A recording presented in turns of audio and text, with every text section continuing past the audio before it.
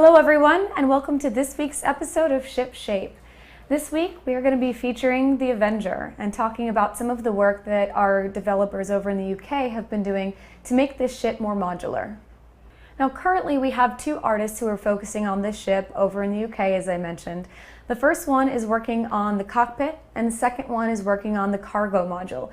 These are the two I'm going to talk about and show you some images of today. We'll go ahead and start with the cockpit.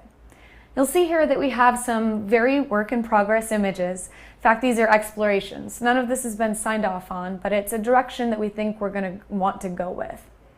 Now this shows, you'll see, the proposed layout for the double cockpit in the ship, including these screen layouts.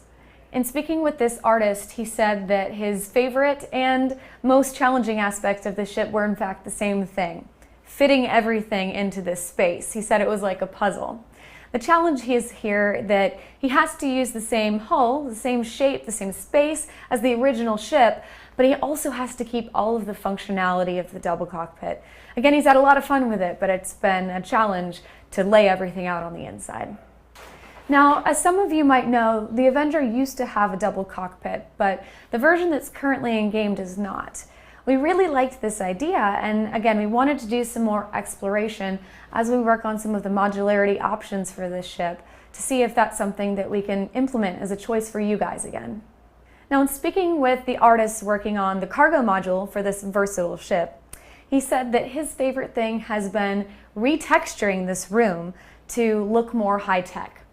He noted that he added some magnetic plates to the floor, all the better to hold and secure cargo during flight.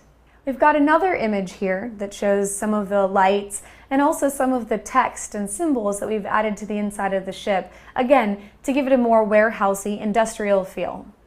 We've got one more image highlighting the lighting fixtures, the cables, and you'll also notice a bunch of the text around the room to give it more of an industrial feel of a work area.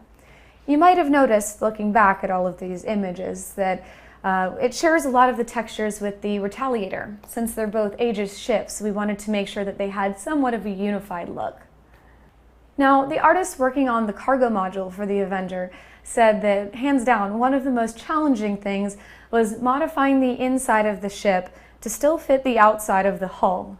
We have some very specific sizing requirements for cargo units, and he wanted to make sure that he increased the size of the room enough to fit all of that and for people to walk around, but without changing the size of the exterior of the ship, which would defeat the purpose of creating a module. Alright guys, that's all we have to share today on the modularity work we've been doing for the Avenger recently. But don't worry, this is just one of several that we're going to have coming down the line to help you guys customize your Avengers. Back to you, Sandy and Ben.